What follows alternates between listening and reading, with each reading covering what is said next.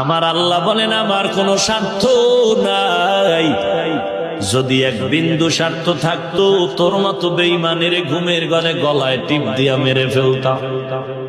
আমি আল্লাহর দেওয়া পানি, আমি আল্লাহর দেওয়া মাছ, আমার দেওয়া সূর্যের আলো, চাঁদের আলো, বাতাস, তুই সব ভোগ করার পর আমি একটু আইন করছি, আজান শুনিয়া মসজিদে যাও।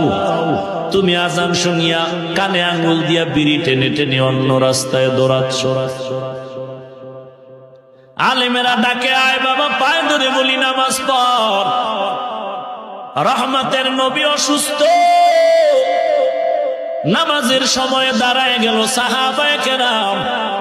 নবী এমন অসুস্থ, নামাজে যাইতে পারতেছেন। কে হবে নামাজের ইমাম? কেউ সাহস পায় না। ইশারায় নবী বলেন আবু বকর ইমামতি করবে।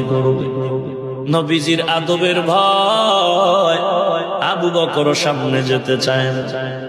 সবাই ধাক্কা দিয়ে দিলেন, কিন্তু দিল ভাঙ্গা সবার চোখে পানি। নবীও হুজরা থেকে জানালা দিয়া তাকায় দেখে আর চোখের পানি ফেলে কাঁদে। ডেকে বলে, ও সাহাবী, আমাকে তোমরা ধরে একটু নামাজের কাতারে হাজির করো। আজকে সেই নবীর দিন তোমার সামনে বিলীন হয়ে যায়। আজান কানে শুনলা, এরপরও বান্দা তুমি নামাজে দাঁড়াইলা।